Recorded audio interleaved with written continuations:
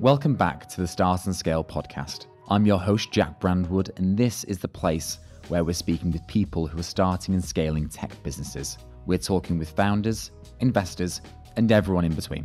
This week, I sit down with Thomas Farquhar, founder of Heatio, a platform that's revolutionizing the way we experience smart, connected, and energy-efficient homes. In this episode, we discuss the importance of having a co-founder, the way technology is impacting the climate, how networking is something you should be prioritizing, and the reasons you shouldn't raise investment. It was scary, but it was also really cool because we were getting put in front of huge businesses and having to pitch, but we were pitching to exit. Thanks so much for listening and enjoy the episode. So Tom, thank you for coming on the podcast. No, thank you. Where have you come from today? Is it Liverpool? So our office is in Liverpool, but I live near Blackpool, so not too far. Wow, so you did a kind of tour of the north today? Yeah, definitely northern based, solidified that. Why did you pick Liverpool, by the way? My co-founder lives in Liverpool, and I think it's the easiest place for him to get to from the office. He literally walks across the road and he's in the office, so I get to do the commute. Ah, lovely. Well, to be fair, Liverpool, the scene there now is crazy for tech startups. Oh, it's massive. I mean, our last business that we had was in Chester, but I used to live in Liverpool as well, so we've got quite a connection to the city, and we're both big Liverpool fans, so well, it helps. Yeah. Well, look, I always like to start these things with a very philosophical and open question. Who is Tom? I'm a co-founder of a clean tech startup. Myself and Simon have started a business to try and tackle what we see as sort of biggest problem we're facing at the moment, or the planet's facing, but it's also at a granular level for consumers. So I'm a founder, second-time founder. Hope that I've picked up some skills so I know a little bit about some of the things we're doing. But yeah, I've always been in renewables since sort of the age of 18, 19. And yeah, we like what we're doing. We like being founders. But yeah, basically in business, trying to do something special. So incredible. I'm going to dig into that obviously in a second. But you weren't always Tom of Heatio, of course. Our vision at Tax is to create a world where everyone gets their dream job. And you know this was coming. And I'm going to ask you to draw something. I'm really sorry. I mean, if in terms of my limited skill set, art would be at the very bottom, one above singing. So, well, we're not going to ask you to sing. Don't worry. But yeah, if you could draw what you wanted to be when you grew up, and obviously talk us through it as you do it if you can. And don't worry, we've had some terrible. I've seen. As I say, This is going to be awful. That's good. Going the stick man. That's always a good way to go. Yeah, actually, that is a good idea. Go with stick man because it's safe, isn't it? So I know it's a little bit cliche, but I did actually always want to be in business.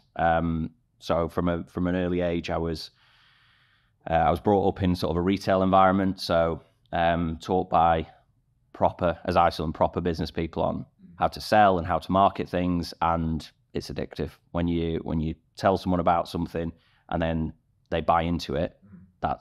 It's a gateway drug into business. It's really exciting. That's what got me going. So all I ever wanted to do was do more of that.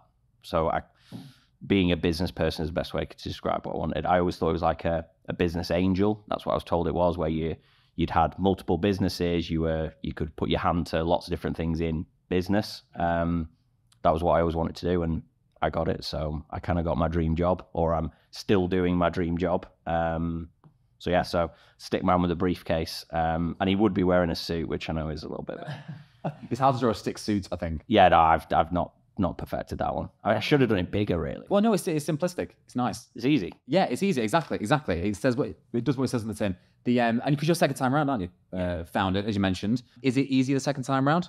It's not. It's different. The only thing that is easier second time around is the fear. Right. So our last business was bootstrapped, and I think we started it about 4 or 5 weeks after I got my first mortgage. So that was terrifying because it was like month by month you were trying to make sure you got enough money in that you could cover your mortgage, and then if you could get a month ahead, you knew if everything stops, I've got 4 weeks to find another job before I can't pay my mortgage. That sort of crippling fear gets easier, but also it's a good fear because it sort of hardens you. You become more resilient, and yeah. So I'd say it's not easier, but you are more confident in sort of the first part of the journey, and that certain decisions will be okay. And it's not going to all come crashing down, and you can have backup plans and you can have a way through it. But yeah, the first time around was terrifying. And I was only like, 19, 20. So it was quite scary. Wow. And to touch on that then, how do you know if you've got a good idea or a good product idea? I mean, I think a lot of it, and this is my personal preference, a lot of people talk about focus groups and market research, and that is useful to a certain extent, but I also believe when you've got something good, because you'd buy it, and also if you then get people that validate that going, that's a good idea, then you're onto something. You don't need to go and necessarily test that. You can test it in the real world by going, can you buy this? So I think you'll know when you've got a good idea, but also that might just be me. Other people might not necessarily have that gut instinct about when it's a good idea, but for us, I know when we've got a good idea and that it's got potential. It won't be perfect straight away. It's something you can build on. But I think to a certain extent, you'll know if you're onto something, and then it's just about refining it. And what you start with will be completely different from what you end up with. Like, we've looked back on some of the things we had in the early days of our last business, and it was awful. But at the time, we thought it was amazing. Which is the same when you look at like Facebook. Facebook's first like website and logo was awful, but it's only awful in comparison to what it is now. At the time, it was groundbreaking. So yeah, I think to a certain extent, you'll know you've got a good idea, but talking to people, sort of selling the idea to people, and if they're buying in that validation, you'll know you're on something, but it'll also help you iterate it and change it. Yeah, I can't remember who said it, but they said if you're first, your MVP, for instance, if you're not a little bit embarrassed by it, then you probably launch too late. Like, it is a bit rough and ready a lot of the time, right? It should be the absolute bare minimum to get started. And the worst thing you can do is try and perfect it to the nth degree, because you'll either run out of money or time or both. You just need to get it out there and then learn, which is why, again, coming back to focus groups and market research, yeah, you could get 10 people in a room to say, I want this, this, and this, but there's no better feedback and reaction to something that's live. So you put it out there and start getting people to buy it, and then you look at, well, I didn't like this and this, right, we'll change that. And then it becomes sort of naturally evolving. And that, to me, that's the best way of doing it. Yeah, absolutely. Which is the principles of an MVP, really. Makes sense. So talk us through your journey then. So you've, from starting your own business to where you are now, could you run us through that? Going back to where I started, my grandpa had a retail shop, so it was suits, ironically. So from the age of like 8 onwards, I was in that environment of people coming in and dressing shop windows and then buying things and upselling and cross-selling and all the things that I now know. But principally, it was people coming in and you offering them something and then, engaging with it. So from a very early age, I was exposed to a lot of that, and it was awesome. It was, it was sort of really cool. And I was like, that's what I want to be when I grow up. So from the age of like 12, 13, I started working there. So it was like on a Saturday, I'd be there and I'd be, helping sort out people's weddings and, helping them choose outfits and measuring them for suits and trying to sell them a tie to go with the shirt. So I've sort of been, because I was exposed from such an early age, it's all I know is that is awesome. And also seeing my dad do it and my granddad do it, it was like I was working with them, which you don't get better than that. I was there 12 years old selling stuff to people. My granddad would walk in at 10 o'clock to come and do the books or whatever. And, it's sort of proud as punch, but that's my granddad and there's my dad. And we're all, do you know what I mean? It's like the family business. So did that until all through my teen years. But I also started wanting to do my own things on the side. So these were in the early days of like Google and eBay and that sort of thing. So I used to import like video games from Japan and then sell them in the UK on like eBay and Amazon, but obviously at a profit. So these were like the latest games that hadn't been released yet.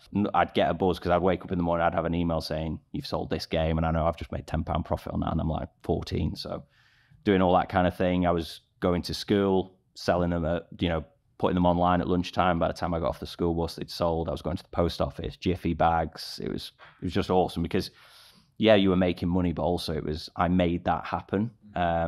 So did that. That's how I bought my first car. So just selling games like that and all sorts, really. I also learned some of the very early ways of like negotiation. So at one point I was building sort of my first computer, so that rather than buying a computer, I wanted to build my own.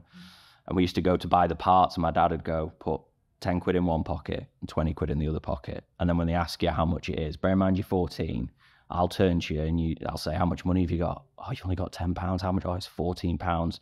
And then they'd give it me for £10 because I'm 14. But I had the 20 in case it was a no-go, and they go, oh, I've just found it. And you could, so I sort of started, it's all this sort of on the ground, Del Boy type stuff, but it was awesome. And then as I got older, and it was sort of at the early stages of like Google advertising and affiliate marketing, and nobody knew what they were doing. And I grew up in the internet age. So I remember when it was dial-up and you waited for that tone to say you could play a game and that sort of thing. And I used to do local businesses like advertising for them. So like 14, 15, and they'd say, well, you do our Google advertising and run it all and we'll pay you to do it, because they didn't know how to do it. But I also did like affiliate marketing. So now it's commonplace, but you'd have a link that someone would click, and if they bought something off your link, you got commission. So I used to put adverts up for everything. It could be, footballs through to, T-shirts or whatever. I'd put an advert up for it. There was an affiliate link, and then I'd advertise it for cheaper than the people were then buying stuff. So I had all these different things going on. There was one day I went into school, and the school librarian was like, oh, we're just putting in a big order for books. I was like, oh, just do it through my Amazon link. So they put the big school book order through. I got a commission. And so it was quite cool. But all these things sort of led me to, this is what I want to do. It's the thrill of making this thing happen, however small or big. I left school and went into I didn't like school, but A-levels was amazing because I could pick what I wanted to do. So I picked business. So it was all, putting marketing plans together and selling stuff and creating a set of accounts. And it was amazing, to the point that we had to present our business to some bank managers and sort of show what we were going to do and what the plan was.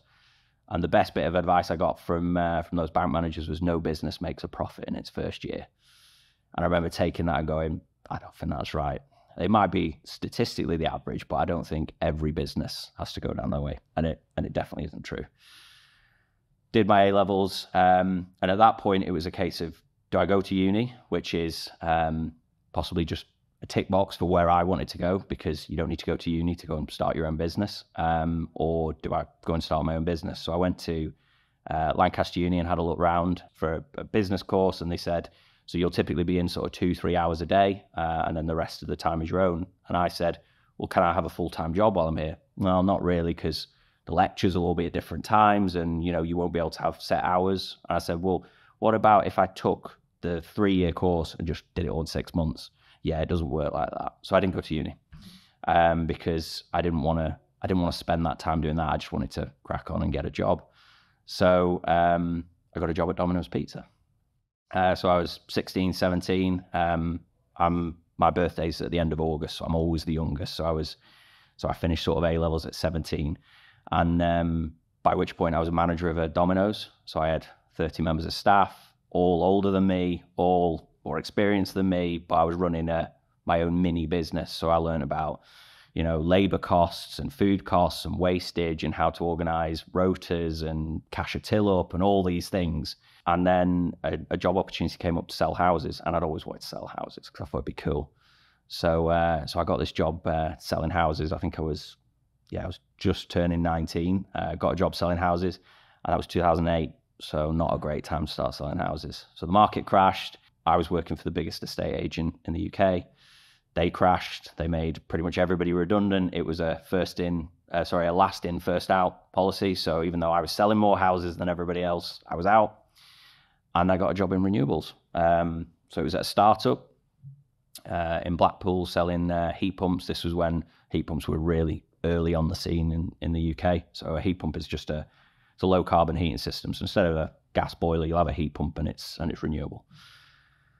And then I learned how a startup works. So I learned how you've literally got a computer, you've got no spreadsheets, you've got no inquiries, you've got no scripts of what to talk to people about, and you just start building, and you start talking to people, and you put an advert up, and then the phone rings, and you have to listen to what the people are asking you, and then you start writing the questions down because the next person's going to ask. So I learned all the sort of extra bits that I hadn't learned about how you go from sort of these more traditional retail businesses to a business that needs to build all these things because none of it exists yet.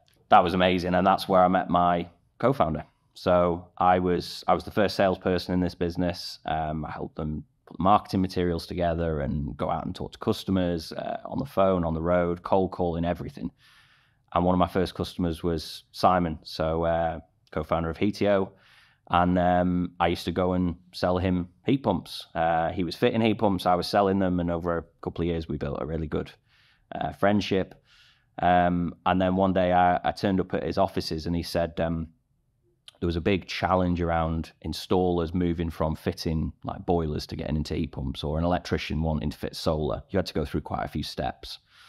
And he said, I've gone through all the steps myself and it's quite hard. So what I'm doing is I'm helping other installers and I'm charging them. So I'm supporting them through the process just for a bit of beer money. And I said, yeah, but your website's awful. And the name's terrible. I said, I tell you what, I'll sell it. And when they ring up, you help them, but I'll bring in the customers and we'll split it. So I was doing that alongside my job. So while I was doing my job, I was also in the evenings calling people and doing this and building a new website, to the point where Simon was ringing me saying, you've got to stop the phone ringing, because I have a job. I'm installing renewables in people's homes, and then I'm getting all these phone calls saying, can you help me become an installer? Can you help me become an installer? And then 6 months later, I quit my job, moved to Chester, where the office was. We had 3 members of staff by this point. 4 months later, Simon quit his job. 4 years later, we had 22 staff. We had 4,000 installers sort of on our system. So it was a software as a service business by that point. So we gave them software tools to help them do the jobs with customers. We had British Gas as a customer, through to one-man bands, B&Q. We had the call center off BBC. I don't know if you remember it, where it was Nev in the call center. It was like 800 people selling stuff. We went down and did that. That was a crazy world. So yeah, we had this huge number of customers that we were supporting, and then someone bought us. So we sold the business to a big Manchester company, and then we went to work for them and helped them become a big installer. And then we started Heatio and thought, second time around, and that's where we are. Well, when you sold your first business, what was that process like? Was it a tap on the shoulder and it just kind of worked seamlessly, or? No. So one thing that my dad taught me and he hammered into me, and it was from the experience they had in the retail environment, because they'd gone through. So my grandpa's business was 150 years old. So it's back from horse and carriage days. And they'd gone through obviously recessions and world wars and all these things. And my dad said, you'll never get wealthy building a business and keeping it. You've got to exit it. So you've got to plan, build it, exit it, go and do the next one. Don't build it and then sit there, because you'll then go through all this turbulence and it'll just become a lifestyle business. If you want to sort of make it, plan for that. So when we first started, I said to Simon, whatever this is, we have to have an exit. And we agreed that. We said we don't know what it'll be or when it'll be, but we're building it not to be a job for the next 30 years. We're building it to exit. And that's all we knew. And then as we got bigger and bigger, we said, we think we were like market leader. We had like 80% market share. You know, we were very, very good. There was never a stone unturned. Every inquiry got dealt with. So we knew we'd never left anything unturned. But it was we felt like we'd sort of hit that perfect point to do it. So we actively went out and we got an agency to help us who specialised in doing that. They go out and speak to all the people in the market, and then you have meetings, and it was scary, but it was also really cool, because we were getting put in front of huge businesses and having to pitch, but we were pitching to exit. But when you're doing that, you're talking about what the future holds. We're saying this is where we are now, but here's where we're going. But we want you to sort of take us now and help us on that next stage of the journey. So yeah, we had meetings all over the UK, but we spoke to people abroad, multimillionaires, huge companies that wanted to take us as part of their group, all with different angles. But yeah, each one of those meetings, they got easier, but one of them was at the top of the Shard, and you're walking into this big private equity business and they're asking you all these really hard questions. And the worst thing I remember about the Shard is the lift. I think it's one of the fastest lifts in the country. It's like 10 floors a second or something ridiculous. It was horrible. Going up, it was like a roller coaster. But yeah, it was cool sort of environment, but it's not, because we went out with that plan of we're going to exit. It's not like, I mean, it does happen, but it wasn't like a tap on the shoulder going, we want you, because you want to create that competition and that fear of missing out. Sure. You want to actively go into the process and go, it's like selling something. You're saying, here's what we are, and you don't know who's going to buy you, but you want them all to know there's other people at the table so that you get the best possible result. When you say that you go, where do you go? So we chose, so one of our now investors recommended that I went to this, when someone's selling timeshares and you go to one of these events, it was like that, but for selling businesses. And we went to this thing, and it was a family-run company that sells businesses of all sizes. And the pitch was amazing. They were like, it's a process. We go out to a huge market. We're doing lots of calls. We have a big network. We put your stuff in front of them. We trim it down. Then we have meetings until the end. You have 10 people at the table who are all fighting over you. And the one thing they said was, you'll give us a list of everyone you think's going to buy you. It won't be any of them. It'll be a Chinese pharmaceutical company that thinks, well, that's an angle for us to get into this part of the UK to get this in, or it'll be someone that thinks they could sell what you've got to their customers, or it could be anyone. And we went to this pitch event, and we both came away going, that was really good. And we signed up with them, and then I think it took about a year and we were done. Jeez, okay. And then it was heavy. Talk about due diligence, because if you're an existing business, they want to go through all your accounts. They want to go through everything you've ever done, everything you've said, customer contracts, what your customers think, because they're trying to find all the liabilities. Every employee you've ever had, the ones that have left, the ones that have joined. So you can think over a 5-year period, there's a lot that's gone on. So yeah, it was intense. How did it feel at the end? Because I've heard there's quite like that gold medal syndrome where it's you go working towards exit and you get your money, and it's a bit like, not deflating, but it's a little bit anticlimactic. The unhappiest time Simon and I have ever had is when it was done. And when we set off, we said we can't let this thing become our baby, because then it's going to be difficult to let go, and we have to let go. But once you let go, you're then just a cog now in a bigger machine. And then you become an employee, which is fine. There's nothing, some people can do that. What I think we've realized is we can't.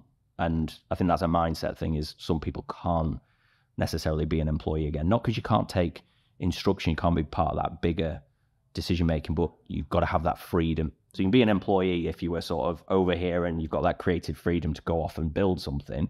But to be an employee where it's just turn up, do this, that's a different way of thinking. Once you've become I don't like using the phrase entrepreneur, but once you've been in that environment, it's very difficult to then switch back. And luckily for me, all the jobs I've had have given me enough of that entrepreneurial bit, whether it was Domino saying run a store, houses, go off and do all the negotiation and deal with all that.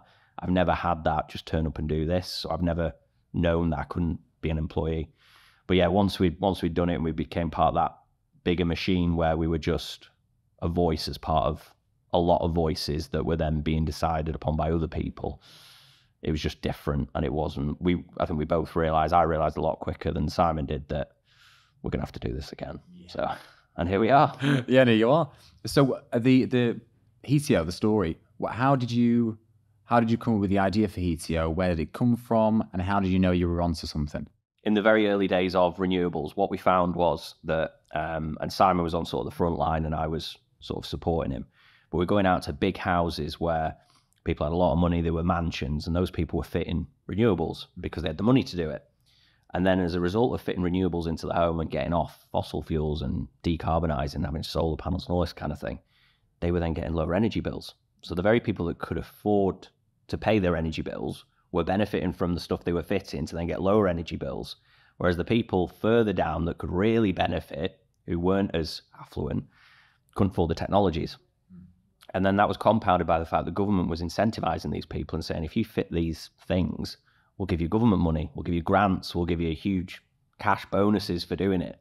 So the very people that could afford to were also being incentivized even further to do it, whereas the vast majority of the population weren't getting the benefits. So we'd said from a very early stage, when we had the last business, but also Heatio, that we wanted to do something about how we get rid of those barriers. And that's why we formed Heatio, to make, it's almost the elevator pitch, which again, another thing I'm not mad on, but we're trying to make clean, affordable energy accessible to everyone, not just the people that can afford to do it. So we originally came into this saying, let's find a way of removing like the cost barriers and the persona around renewables and how complicated it is, and make it really easy and really doable for anybody. And that's why we started. What an incredible mission. We're trying. It's a big one because in the UK, 98% of UK homes need to do this kind of thing. If you go over to like Norway, for example, Norway have already done 64% of their homes. And in the UK, we've done less than 1%. But then we've got not the audacity, but we've then got the gall to turn around and go, yeah, but gas prices are high and we're all getting hit by them. Well, yeah, because we haven't gone down this journey. And, successive governments have pushed it down the road, and eventually it's all going to come to a head, and it's getting quite close where Europe's way ahead of us. We know it's writings on the wall. It's not like we're going to come up with some magic solution they haven't thought of. We just got to get on with it. That's what we're trying to do. And how are you doing it? So what we're doing is we're building so the first thing is we're building this home energy platform. And the idea is that currently, if you're the average person, you don't know what to do or where to start when it comes to energy saving or renewables. And the only route you've got to go down at the moment, if you know about it, is to ring a guy and get him to come around with a clipboard, or girl, whoever, come around with a clipboard and do an assessment of your house. But all they're going to do is go, how much insulation you got on your loft? This much. Have you got any insulation in your walls? Yes. Can you show me? You'll go, no. I'm not going to punch a hole in my wall. And they'll go, I'm going to put no down then because I can't see it. So it's a bit flawed.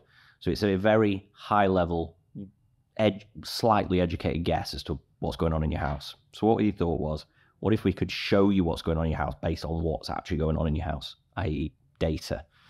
So the idea is with the platform is you'll join the platform, we'll connect into lots of different data sources, one of them being your smart meter data, i.e. your gas and electricity use, and then show you really simply, here's your energy use in your house accurately. Here's what's going on.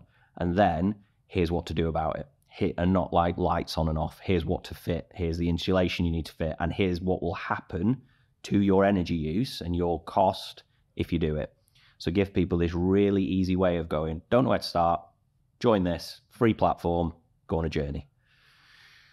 But then we found there was another problem that's coming down the line, which is national grid. That as more and more renewables come onto the grid, flexibility becomes an issue because you don't know when the wind's going to be blowing, you don't know when the sun's going to be shining, and it can obviously fluctuate a lot. So the grid needs balancing.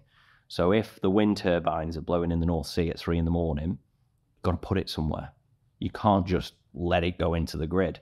And what was happening over Christmas was they were having to turn wind farms off, and that then adds a cost to your average bill. So it was on the BBC, wind turbines getting turned off, it's costing us all 40 quid a year because they haven't got anywhere to put the power. So what we thought was, well, what if we could take that power and put it somewhere, but put it into homes? So the idea is that you'll start on the journey if you've done nothing, and we'll give you this really easy and clear route to go down. But then where it gets interesting is when we get you to the end or towards the end and you start fitting technologies that can be managed like a car charger or a solar panel system with a battery, we could then flex those things when the grid needs it flexing. So when those wind turbines are blowing, we'll say, turn on all these car chargers. So then all these homes wake up in the morning, look on the platform or on their app and go, oh, I got a free car charge last night. Wind farms were blowing, we took the energy and we put it into somewhere that was actually useful.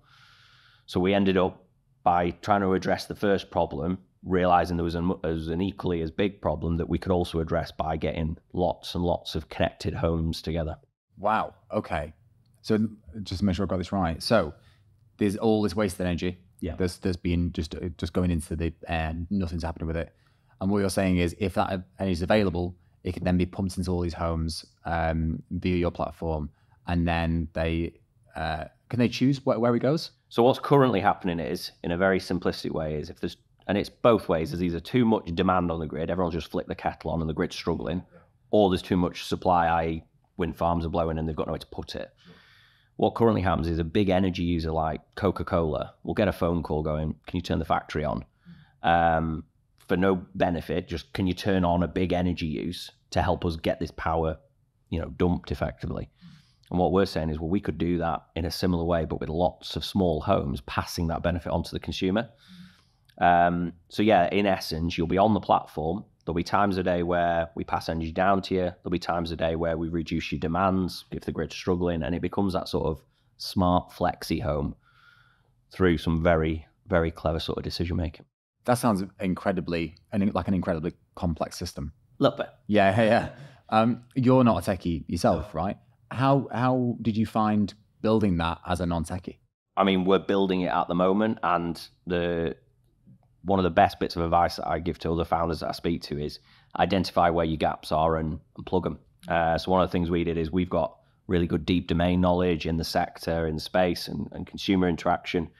But in terms of hands on the ground development, we need to bring that in. So we've surrounded ourselves with some very, very talented people who are in the weeds in terms of delivering that. And then we do the bit that brings it all to life, which is the renewables element, because being able to flex these assets is about knowing what you can do with them combined, not just individually, and how you can do it in a way that doesn't impact the person in the home. So as soon as you start impacting them, they're not going to want it. So we've got to do it in a way that says no impact, just benefit. Right, interesting. Okay. So when starting up Heatio, did you go and get funding, or did you fund it yourself? How did that work? We sort of bootstrapped it for the first 8-9 months, and then we said, this is quite a big project. We're going to need to go out and raise some funds. So we entered this glamorous, exciting world of fundraising, which we didn't know existed.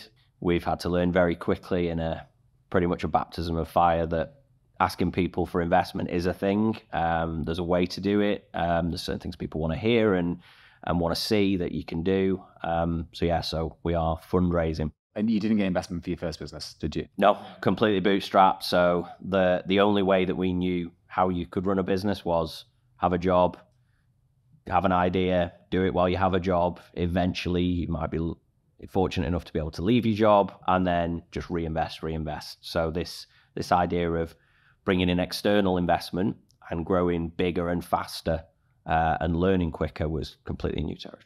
But it must be a great selling point for a VC investing in Heatio to be like, I've got 2 founders here who've done it before and not needed investment. That must be a great... It's difficult for me to empathize with a founder that hasn't done it the other way, because I've only done it the way we've done it. But to jumpstart straight into raising external investment would be quite scary if we hadn't done sort of the basics in the last business. So luckily for us, we got quite a grounding in terms of fear and also excitement in the last business. So this was just about, it's a bigger project. We need to bring in more, otherwise it'll take too long and it'll risk being successful if we don't go quick enough.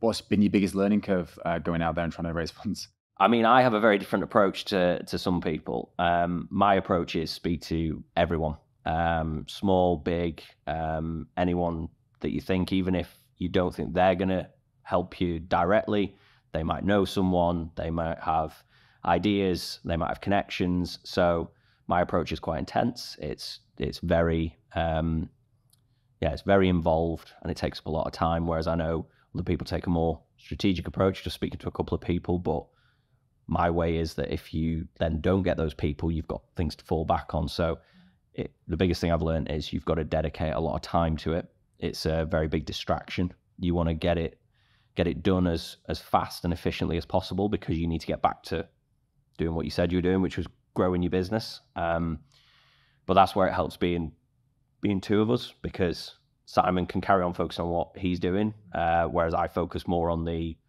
networking side and the fundraising, and then we come together at certain points, and then hopefully when it's done, we can crack back on properly. Yeah, I mean, that kind of just makes sense though, doesn't it? Speak to as many people as possible.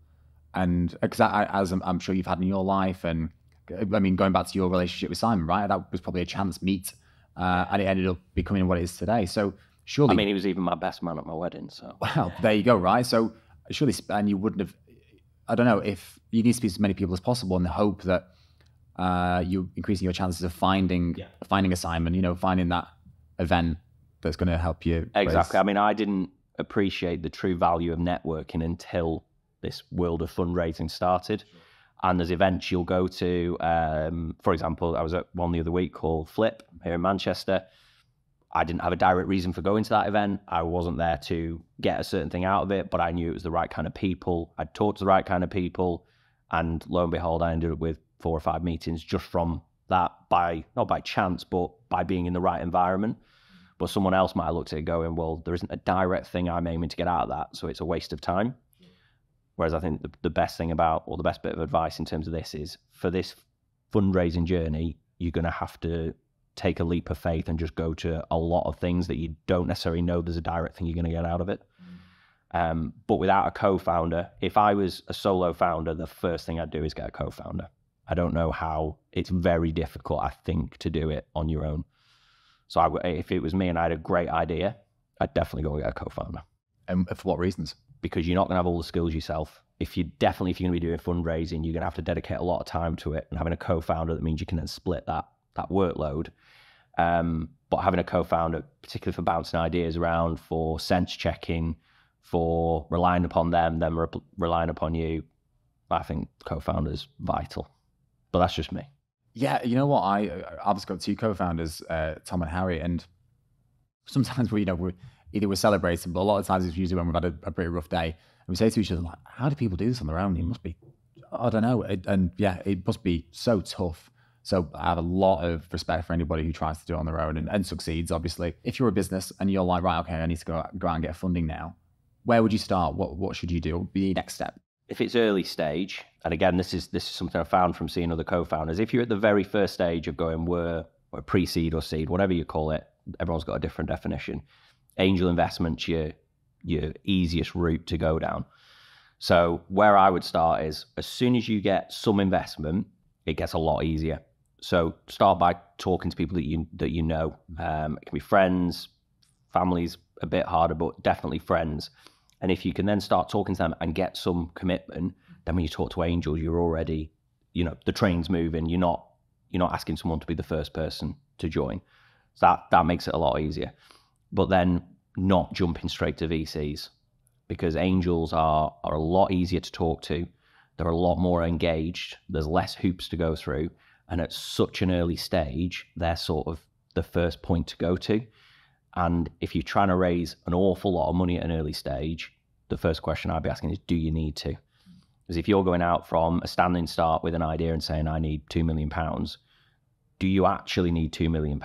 Or is that £2 million for 2-3 years and to build this huge team and all the rest of it? Because the first thing a VC is going to say is, well, you don't need £2 million. You need 300 grand to get you through 6 months and to prove that it's then worth putting more money into it and to hit those sort of inflection points. Whereas if you go straight asking for £2 million, you're going to find you're batting your head against the wall, because you wouldn't give someone £3 million off the bat to go and prove that their idea is a good one. You'd say, well, let's put a little bit in, prove it, then a little bit more, prove it. So pick a number that's what you need, not what you want. And then definitely start with angels. So pitching events, accelerators, direct messaging angels, going on LinkedIn. I didn't realize the value of LinkedIn properly until this world opened up. But yeah, angels, and then try and keep VCs until later, particularly at the early stage.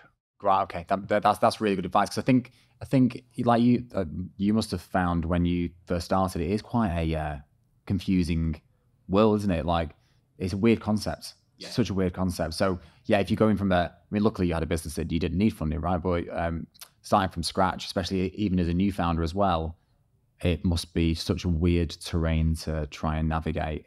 And also, I think there's a danger that there's sort of this default template of, you become a founder, right? The first thing you're going to need to do is raise investment. Well, hold on. Do you actually need to raise investment, or is that just you've seen all these founders on LinkedIn that are going to these events and raising investment and putting it out there on Crunchbase and all these really exciting things, but it's not like it's one route for everyone. So first thing, do you need any money? If you don't, well, crack on then. Yeah. The best thing you can do is bootstrap it. Even if you're bootstrapping it until the stage where you need money, then you're proving key inflection points which make it easier to raise money.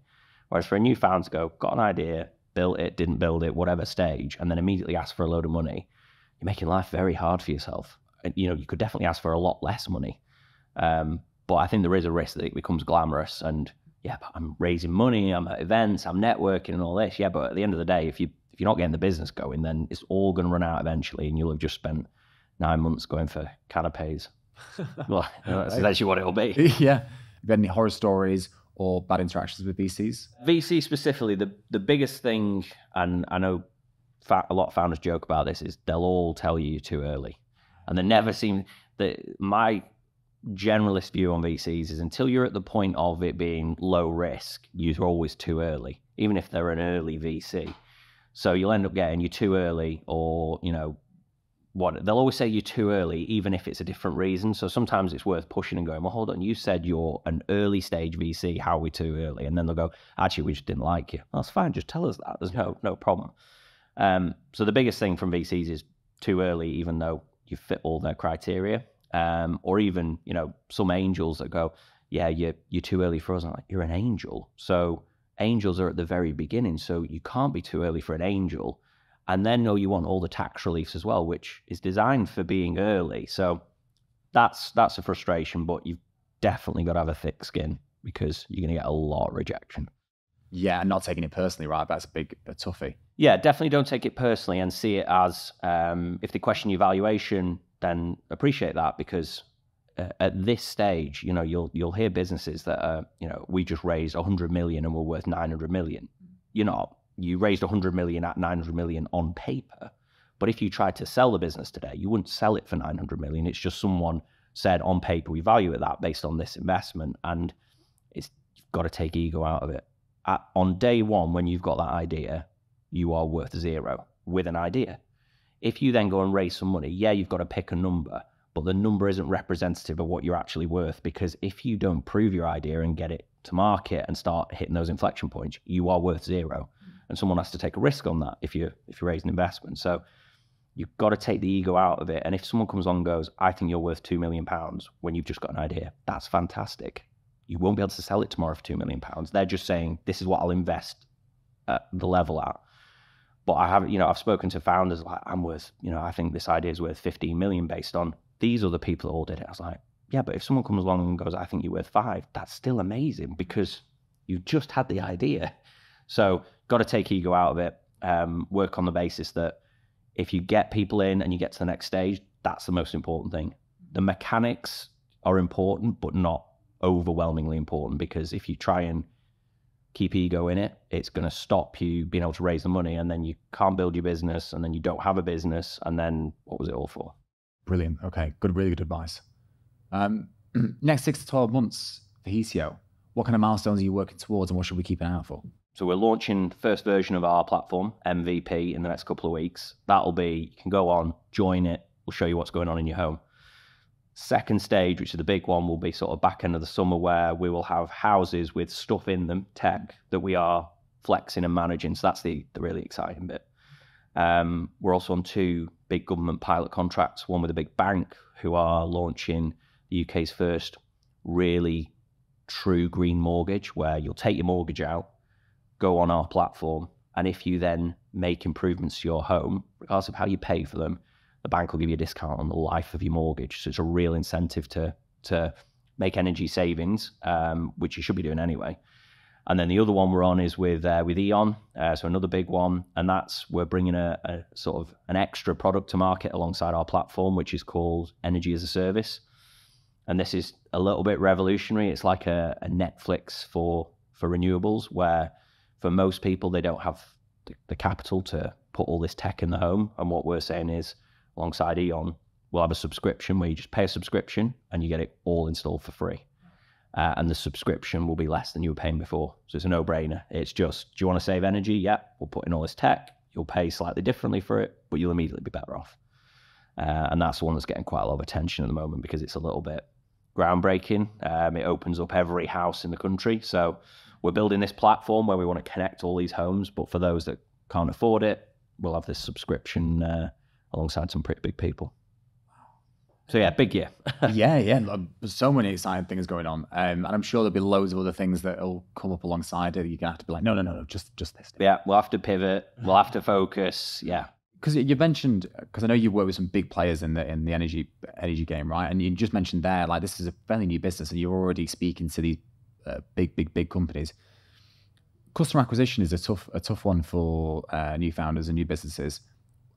Any advice you would give to founders that are trying to acquire new customers? Particularly at the early stage is if you've got an idea and you say, well, our idea, we need to sell it to architects.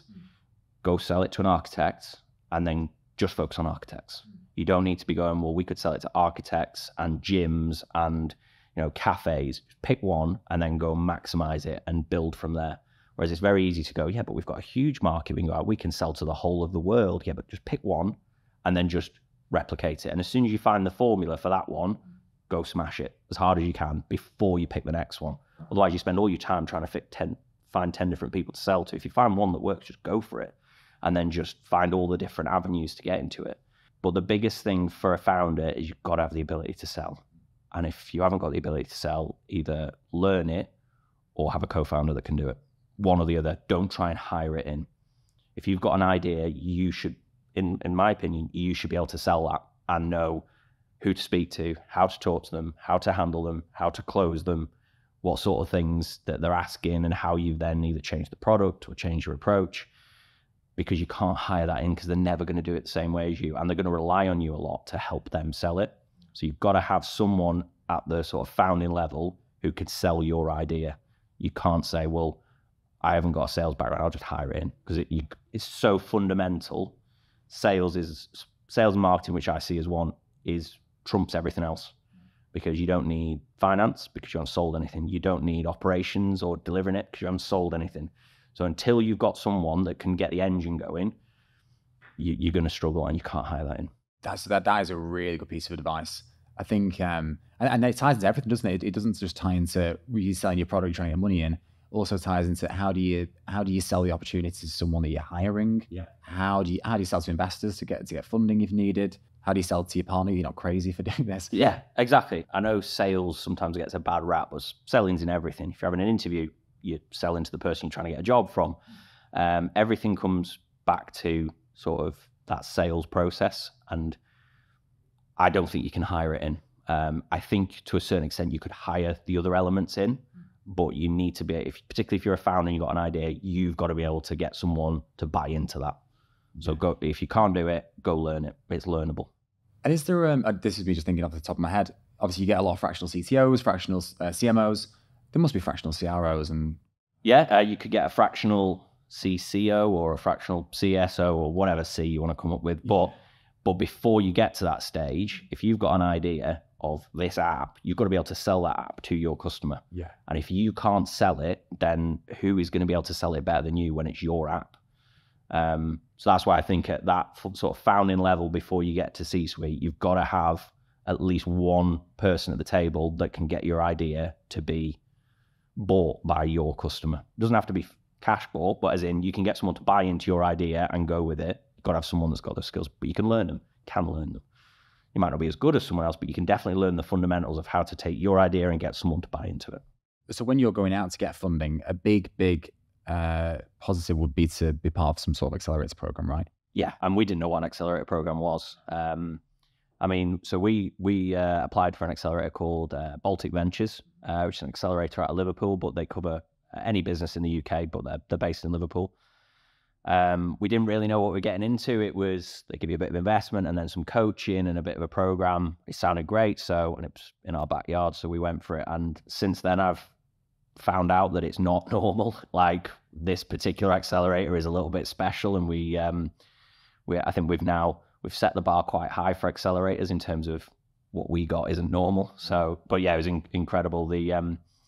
So basically, the guys behind Baltic had a business and went on an accelerator in London, which is a really good one. And they said, if ever we exit, we want to bring something like this to Liverpool, and they did. So we got a bit of investment, and then they surrounded us with the best coaches from around the world. So if you wanted marketing support, the coaches would be from LinkedIn and TikTok and places like that. If you wanted pitching support on how to deliver a pitch, it's the guys that train the ones that go on Dragon's Den. So we had people where you could tap into the coaches that were best for you, and they're all top tier, like amazing people, the kind of people that then you want on your sort of C-suite. And we've ended up with some on ours, so it's really good. So we did this program, and then the idea was that you'd have a couple of investor dinners. So we had one in the north and then one in London, where they bring in investors and VCs, and then you have a big demo day at the end where you pitch for funding to I think there were 300 or 400 people. And so the whole program is geared towards getting you towards that sort of culmination of a funding round. But along the way, it's accelerating your business. It's throwing all the skills and things that are gaps for you and sort of boosting it as much as possible, where you go, well, I normally get a bit of marketing coaching. Let's give you the best marketing coaches absolutely ever, as much as you need to absolutely ramp up. And then they took us out to Slush in Helsinki. And again, my approach is slightly different, but I think over a 48-hour period, Simon and I did 72 meetings. So Slush is, you get like trade shows and exhibitions in the UK, and you turn up and you go around and there'll be a load of school kids looking for free pens, and there'll be a load of tire kickers that are there for CPD. It wasn't like that. This was like speed dating for investors. So they get all these investors from all around the world, VCs, angels, family offices, everything. And then part of Slush, they have certain stages where they talk about fundraising or development or whatever it might be. But then they have this room with probably about 300 sort of speed dating tables. And before you go to Slush, you book your meeting. So you'll go to this VC and go, I want to meet you in this area at table 131. And you get 15, 30 minutes. And then you do that over a 2-day period. So this room has 300 tables. And every half hour, everybody gets up and moves. And you go to your next table to meet your next person. So we literally set up camp in this room. And beforehand, for the months leading up, we'd been messaging people, booking meetings, VCs, finding all the ones we wanted to meet. And then literally for 48 hours, Sam and I didn't see each other, apart from walking past as we were all moving tables. So you actually set up, you had, I think it was 15, I think it was 30 minutes. So you had like 10 minutes pitch, back and forth, exchange details, what's the next stage. We just did that constantly for 2 days. It was amazing.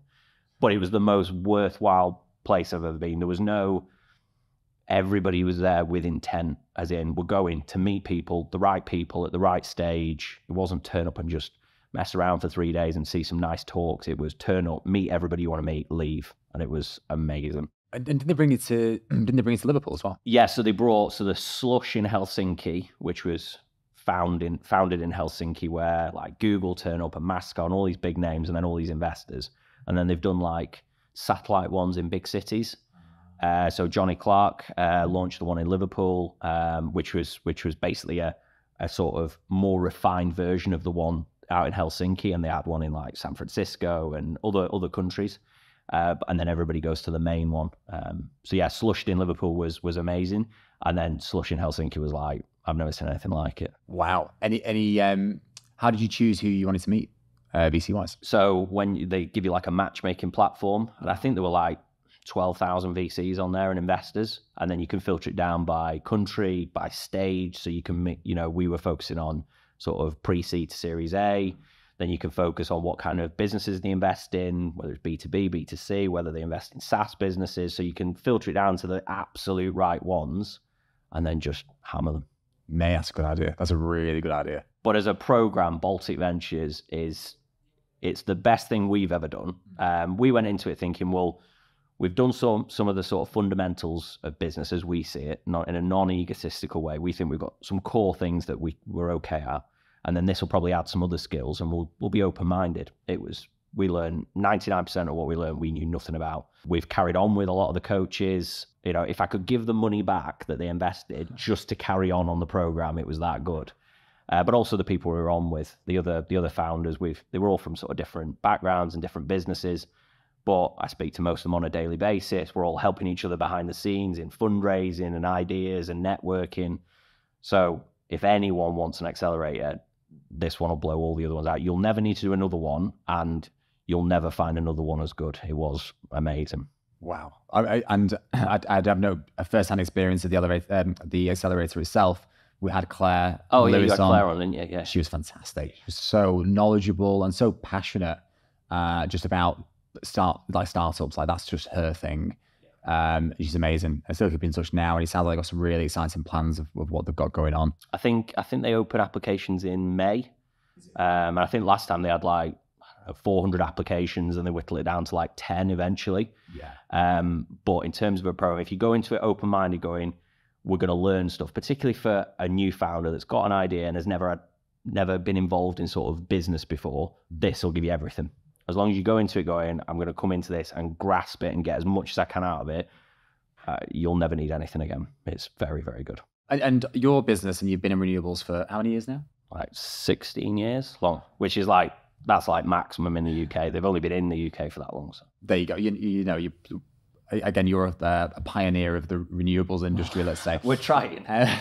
So and you must have looked into climate change quite a bit as part of your role and your career. How do you think tech will affect climate change over the next decade or so? We haven't worked out how to properly combat climate change. So I think tech's can obviously play a key role. I mean, you've got the actual tech that we need to combat climate change, like solar systems going into homes and electric vehicles and that sort of thing. But I think tech as a level above that has a big role to play in making that accessible for people, giving people the ability to choose what to go for is tech based. That's what we're trying to build, but also the tech to help them finance it or to pay for it or to manage it or to optimize it. I think tech's quite fundamental in most emerging markets, which energy, unfortunately, in the UK still is. But yeah, everyone talks about climate change, which is a big deal. We had the announcement this week that we had the hottest year on record, 1.5 degrees around the world, and this year's looking like it's going to be hotter. There's going to come a point where we're either going to turn around and go, well, we ruined it all, we didn't do it quick enough, it's too late now, or there's going to be that sort of crunch time where we have to deal with it very, very quickly because we've spent so long messing around. But climate change is also about energy security. So as much as there's the green element and we want to save the planet, there's also people's lives where they've got energy bills that are going up. Energy security is a big thing.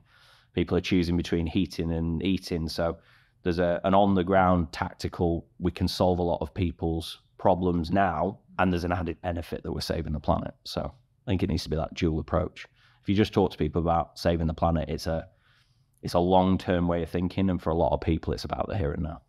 Do you feel like a lot of investors, when you're speaking to them, buy into the clean tech side of things? Like, do you think that's a bigger sell than another business would be because it's more altruistic? For some, I mean, we have some investors that they have a real focus on clean tech or green businesses or anyone that's trying to impact that area. But the fundamentals of the business still have to be there, because if they invest in it and it's got a great idea but it can't execute, then they may as well go and invest in another business with the great idea that can execute. So you still got to have the fundamentals that say this is a good business. But for a lot of investors, it's more about impact. So not necessarily one thing like climate, but if we can impact consumers, we can help consumers, and there's a good business behind it, then it ticks more boxes. So I'd probably say all of our investors are impact investors. They see the potential that this could be a huge business, and hopefully will be, but also it's got the ability to impact a lot of people, as opposed to your more generalist investor that just says, I invest in lots of businesses, some win, some lose. Pretty much all our investors, I'd say, are impact. They invest in businesses that are good and have big impact. Yeah, I think just at the start of this podcast, you ran through the system of renewable energy and how the government are obviously incentivizing people to install solar energy, but it's the richer people who are doing well, more affluent people, I think that's the term you use. Yeah. They're the ones that are getting the energy savings. It seems like a pretty broken system. Yeah, so it's got better. So there's less incentives for solar now, but solar has a big cost. But if you take heat pumps, for example, there's a big cash incentive to get a heat pump fitted, and it's now at a similar cost to the cost of having a boiler fitted. So more people should go, well, my boiler's broken, what's the alternative? So they have leveled the playing field a lot, but there's still a capital cost issue. If you want a solar system or an electric vehicle as a prime example, for someone to have an electric vehicle, it's more expensive than a non-electric vehicle, and you've got to have a car charger and all the rest of it. So we're trying to bridge those gaps by making it either more affordable or giving people a really clear route as to what to do. Whereas a lot of people are sort of rabbits in the headlights, don't know what to do. And then when they find out, like, I can't afford it, whereas the ones that can afford it then get the benefit. The last question that I think is really valuable, and again, we're trying to build this as a bit of a platform, a resource for other founders, investors, and anyone involved in that tech ecosystem to get advice from and not make the same mistakes sometimes. What would be your one piece of advice that you would give someone who's got an idea or a product idea and thinks this is going to be really cool, I should build this, people will want to buy it? What would be one piece of advice for them? It was a piece of advice I got from Richard Branson, not directly, from his book, which was hire people that are better than you, which comes back to what I was saying earlier, where you've got to take ego out of it. So you could have the best idea in the world and you could be a professor of AI and your idea is AI. You're going to need to hire a lot of people that fill all the other gaps because your focus is on your product. So take ego out of it and then hire people that are better than you. Always try and get people and go, you're the best. You can sell it better than I can, or you can build it better than I can, or you can deliver it better than I can. Because if it's a really big idea, eventually you might have to sack yourself. You might get to that point where you're not CEO anymore because the business needs someone who can take it to that next level that you're not ready for or might never be able to do. And if If you can't take ego out of it, that's going to be tough. And it's going to mean you're not going to hire people better than you. So take ego out of it, hire people better than you. Brilliant advice. Well, thank you so much for coming on. No, thank you. It's been so great speaking to you. I mean, I think your story is fantastic, and I think your business and what you're trying to do is amazing. And yeah, so excited to see where Heatio are in the next 6 to 12 months. Great. Thanks for having me. And that's it for this week's episode. Thanks so much for listening, and I really hope you enjoyed it. Anything we talked about will be linked in the show notes, and if you haven't already, don't forget to subscribe wherever you listen to your podcasts. And we'll catch you on the next one.